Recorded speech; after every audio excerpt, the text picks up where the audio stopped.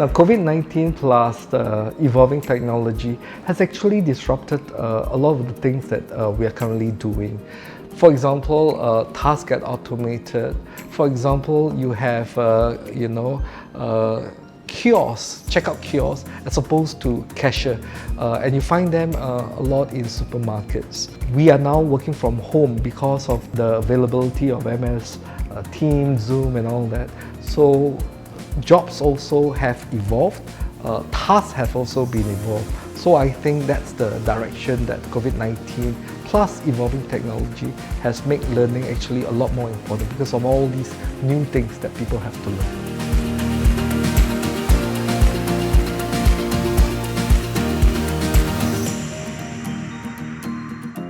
I think Singapore is poised to take full advantage of this because in the region, the workers and the talent in Singapore is considered quite highly. So therefore, I think we should take this opportunity to learn, relearn, to be the best that we can, and so that we can stay ahead, and everybody, every worker in this Singapore will be ready to take on this new challenge.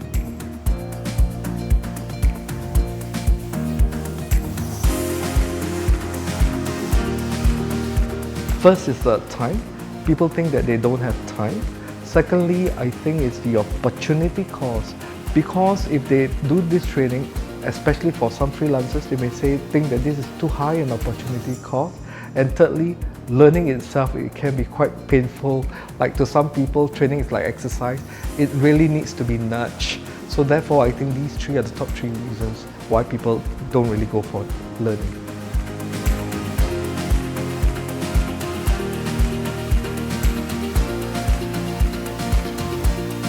So for workers who are gainfully employed, I think the employers play a large role in ensuring that the workers stay relevant in terms of the jobs that they are currently working for, as well as possibly new jobs that are emerging. So for company, I think it's the employer. However, there are also a lot of individuals as well as freelancers. I think they need to take their destiny, into their hands and continue to upgrade and upskill themselves. So in that context, I think the learners, the individuals themselves have to take more responsibility.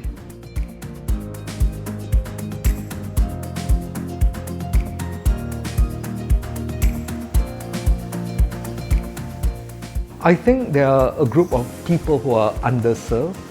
One, I think they are the smaller or the micro SMEs, because sometimes when they want to attend training, they are like one-man show, two-man show, three-man show. It's very hard for them to go for this training. At the same time, sometimes they want to have corporate runs, and with one or two packs, they are not able to do this. So, for example, LearningHub has done some training for the employment agencies for some digital marketing course, in which we pull together a couple of employment agencies together so that we can do corporate run targeted at the employment agency. Another one is, I think, the freelancers. So again, the opportunity cost is extremely high, because that means that they don't have the gigs or the tasks to do, and therefore income is affected. So I think if we could put a lot more attention to how to help these groups of underserved learners, I think then at least there's a chance for them, to stay relevant. Otherwise, their income will be affected.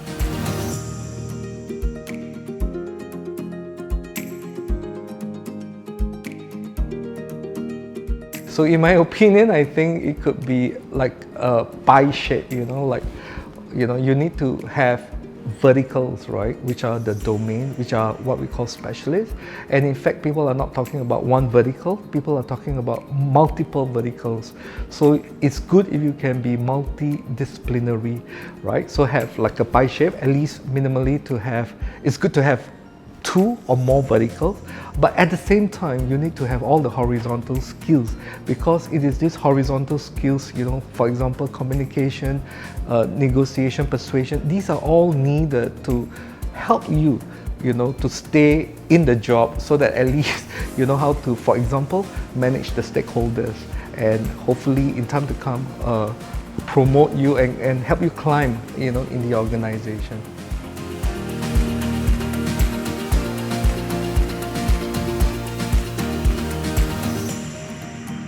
A lot of people think, right, that there's an end to learning, especially after they graduate. But the truth is, you graduate from a diploma or a degree or some certification, as opposed to you graduated from learning. The reason why you should continue to learn is because economies keeps evolving, technology keeps evolving and may change the tasks that you are doing. Some tasks gets automated, so you don't have to do those tasks. So that's number one, you cannot stop learning. Number two, I think people sometimes think that they're too old to learn. Like, I'm already 50 something, I'm already 60 something, I don't think I need to learn. Actually, there's still plenty of opportunities to learn, and actually learning makes you, make your mind a lot more alert, more aware, and actually you can connect to a lot of people, as you learn. And lastly, I think opportunity cost. Actually, yes, you have a short-term opportunity cost because you are now taking up your time to go for training. But actually, these opportunity costs, right, is far lesser than the benefits that you actually reap by attending this training, because you may be able to gain more jobs. You can get the promotion. You can get actually a lot of benefits. So my suggestion to you is to outweigh the long-term benefits to the short-term cost in terms of opportunity cost.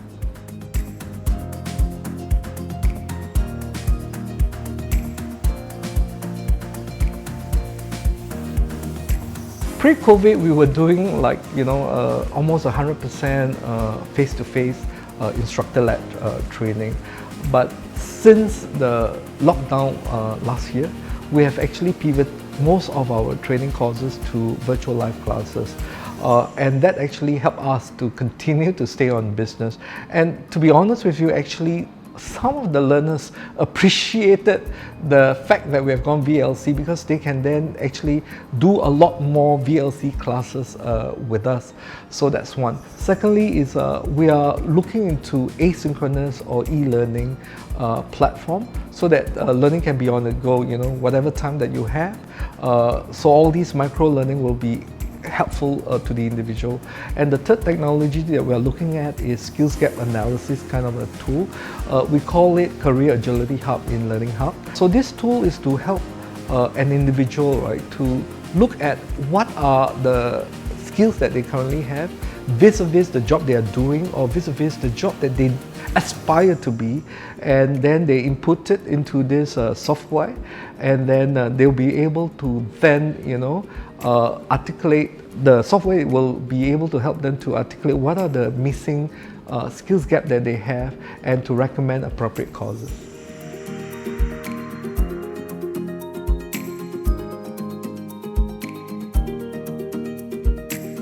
Okay, firstly, I believe in learning, and I think learning is a so-called passport to many people so that they can get the jobs that they aspire to be. But learning sometimes can be quite a painful exercise for many people. So in my mind, if we are able to eliminate some of these pain, I think we'll be able to help more people, to come into this bandwagon and to start learning and upskilling themselves to create a better life for themselves. So things such as gamification or experiential learning, simulation, whatever, right?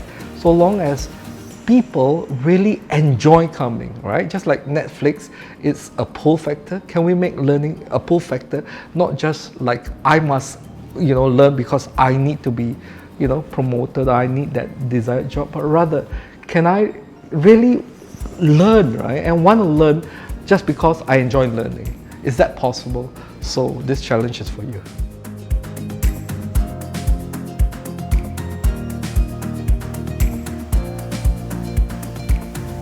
I really hope that the students or all of you will not take this challenge as just a challenge. Actually, I suggest that, make it personal. Look around you, right?